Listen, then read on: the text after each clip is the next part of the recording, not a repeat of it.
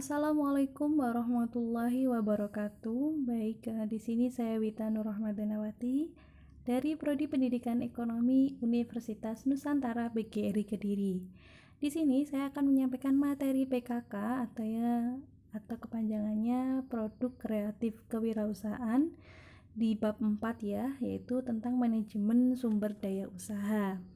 Nah, dalam dunia usaha itu ada banyak hal yang perlu dipersiapkan dengan baik agar usaha yang dijalankan bisa maksimal.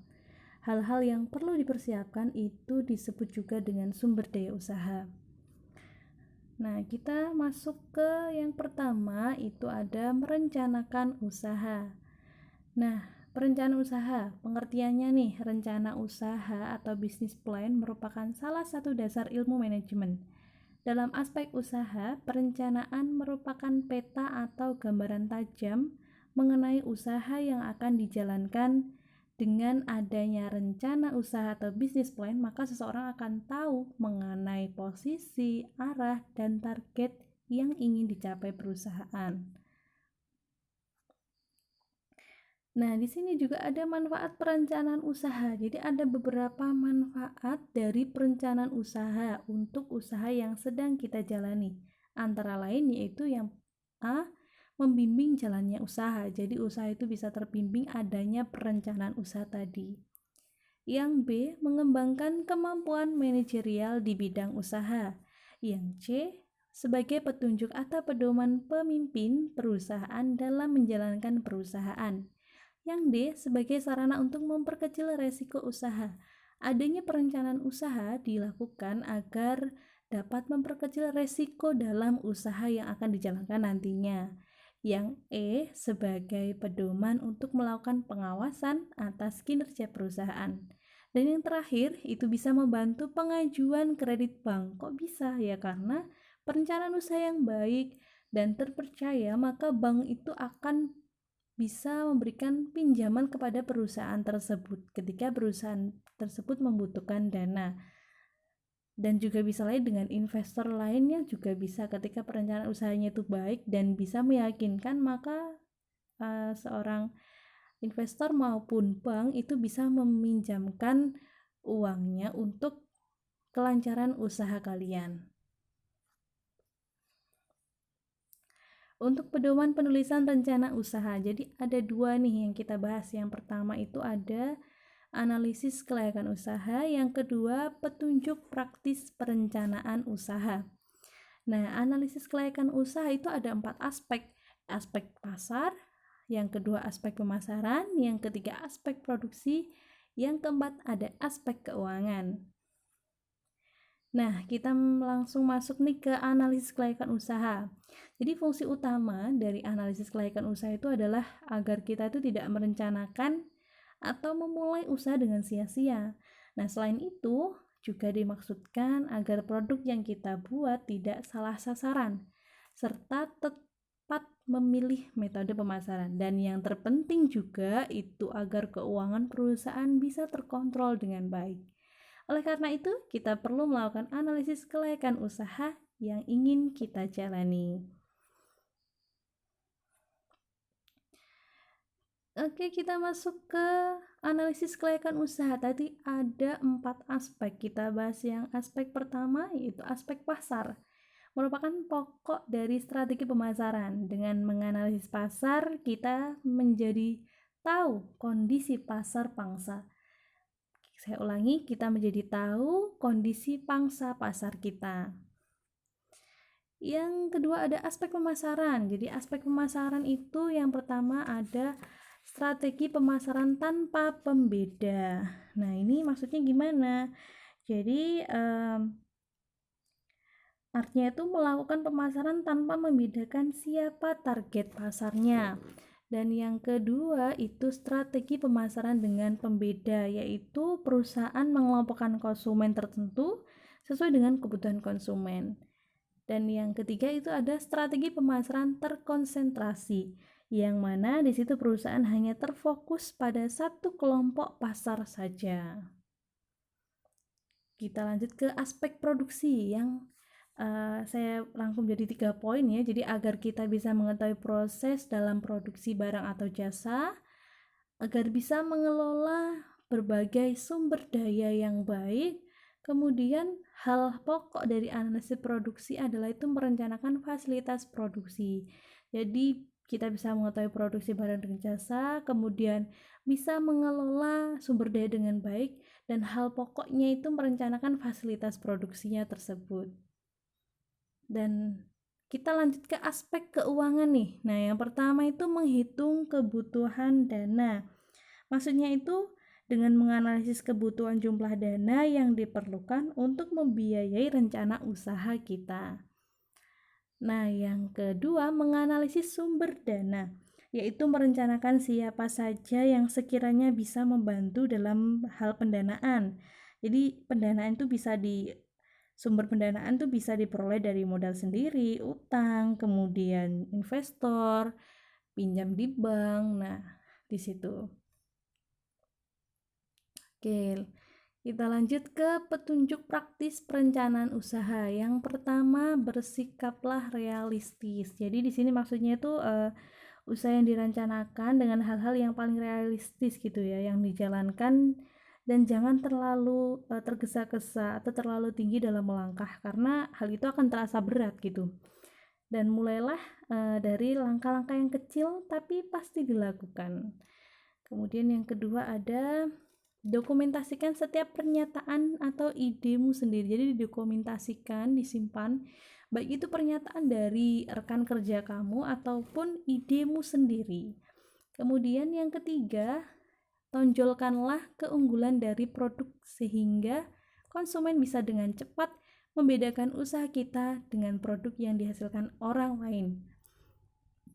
Jadi kita menunjukkan keunggulan produk kita sehingga konsumen itu tahu keunggulan produk kita daripada produk yang lainnya.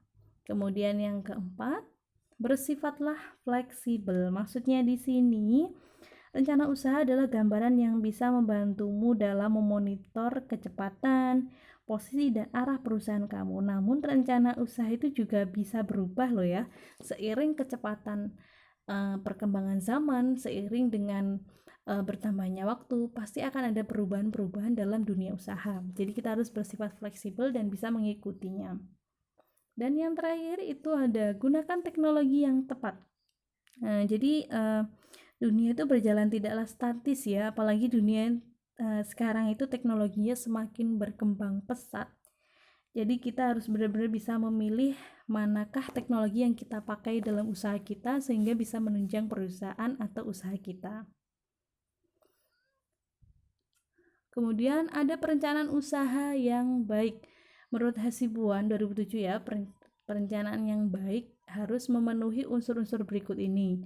Tujuan jelasnya, yang pertama tujuan jelasnya rasional, objektif, dan sanggup untuk diperjuangkan. Yang kedua, rencana harus mudah dipahami karena akan dicapai sebagai pedoman bertindak.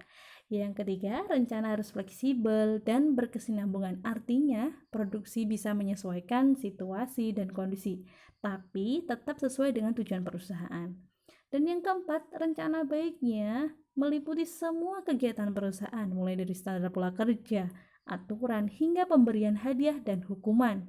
Nah, yang terakhir, dalam rencana yang dibuat tidak boleh ada pertentangan tugas antar departemen. Semua itu harus bersinergi agar tercipta suasana kerja yang kondusif. Oke, kita lanjut yang kedua, ini ada sumber daya usaha. Nah, sumber daya usaha itu dalam unsur-unsur sumber daya usaha itu terdapat istilah 7M yang merujuk pada macam-macam unsur tersebut. Yang pertama ada man, yang kedua money, yang ketiga materials, yang keempat mesin, yang kelima method, yang keenam marketing, dan yang ketujuh adalah measurement. Kita bahas yang pertama, itu ada man, manusia. Jadi salah satu definisi manajemen adalah seni mencapai tujuan melalui orang lain. Nah, artinya unsur pokok dari manajemen adalah manusia, sebab dengan bantuan manusialah sebuah usaha dapat berjalan. Manajemen manusia atau pegawai saat pegawai itu sangat penting. Jadi manajemen manusia atau pegawai itu sangat penting. Mengingat perusahaan tidak akan bisa beroperasi tanpa adanya pegawai. Jadi penting ya manusia itu agar berjalannya sebuah perusahaan. Kita lanjut ke money. Uang ya. Uang merupakan sumber daya kedua yang wajib dimiliki setelah sumber daya manusia terpenuhi. Nah, uang itu dalam hal saya ulangi, uang dalam hal sumber daya usaha merujuk kepada modal dan pendanaan. Nah, besar kecilnya usaha itu juga tergantung dari jumlah uang dalam perusahaan loh. Nah, oleh karena itu, uang merupakan alat agar sebuah perusahaan dapat berkembang. Dalam analisis usaha juga tidak boleh luput untuk menganalisis keuangan kita. Sebab hal tersebut berkaitan dengan dana yang dibutuhkan untuk membuka usaha dan profit yang ingin dicapai. Kemudian ada materials.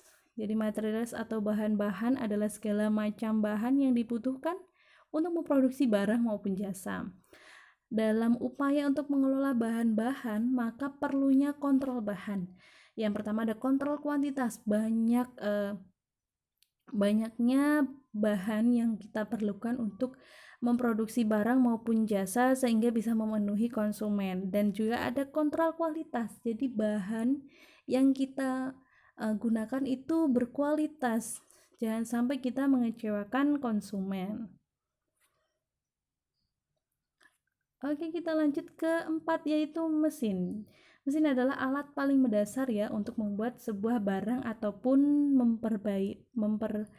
memberikan servis jasa lah. Nah, jadi pemilihan mesin yang tepat sesuai dengan kebutuhan itu tidak hanya meningkatkan efisien dalam pekerjaan, tapi juga menghemat waktu dan menaikkan pendapatan. Wow, jadi kita harus benar-benar memilih mesin yang sesuai, yang tepat untuk usaha yang kita jalankan. Kemudian ada metode. Metode adalah seni melakukan suatu hal dalam sebuah perusahaan. Metode bisa dilihat dari rencana perusahaan, kebijakan, prosedur, dan data. Lebih jauh lagi, sebuah perusahaan dapat menerapkan metode yang sesuai dengan adat istiadat setempat ataupun budaya kerja organisasi di perusahaan tersebut atau di daerah tersebut. Nah, kita bahas yang nomor 6 nih, yaitu marketing, pemasaran. Itu merupakan hal terpenting ya jika produk yang kita hasilkan terjual pada target pasar. Jadi tanpa melakukan pemasaran, tidak mungkin akan ada orang yang tahu bahwa kita sedang menawarkan sebuah produk baik berupa barang maupun jasa. Yang ketujuh ada measurement. Jadi pengukuran adalah hasil observasi yang terukur jumlahnya atas sebuah aspek atau atribut dari sebuah proses, produk, atau proyek. Nah, pengukuran ini akan meningkatkan kemampuan kamu untuk pengukuran akan meningkatkan kemampuan kamu untuk mengetahui apakah hal tersebut sesuai dengan kapasitas dan kapabilitas kamu atau tidak. Saya ulangi, jadi pengukuran itu akan meningkatkan kemampuan kamu untuk mengetahui apakah hal tersebut sesuai dengan kapasitas dan kapabilitas kamu atau tidak. Seperti itu. Baik, terima kasih pemaparan dari saya. Jadi itulah pemaparan materi dari saya. Apabila ada kurang lebihnya, saya mohon maaf yang sebesar-besarnya ya. Semoga materi ini, yaitu manajemen sumber daya usaha, bisa diambil manfaatnya dan bisa diterapkan di dalam usaha kalian nantinya. Semoga kalian bisa mengambil manfaat dari materi ini. Baik, jika ada yang kurang dimengerti atau mungkin mau ditanyakan, bisa disampaikan di sosial media saya ya, atau bisa disampaikan lewat email atau mungkin bisa lewat WhatsApp. Nah, silahkan. Jadi sekian dari saya. Apabila ada kurang lebihnya, saya mohon maaf yang sebesar-besarnya, dan terima kasih sudah menyimak video dari awal sampai akhir. Saya sangat berterima kasih ketika Anda menyimak video saya dari awal sampai akhir. Itu tandanya sampean atau kalian semua menghargai apa yang saya sampaikan sampai saat ini. Terima kasih. Wassalamualaikum warahmatullahi wabarakatuh.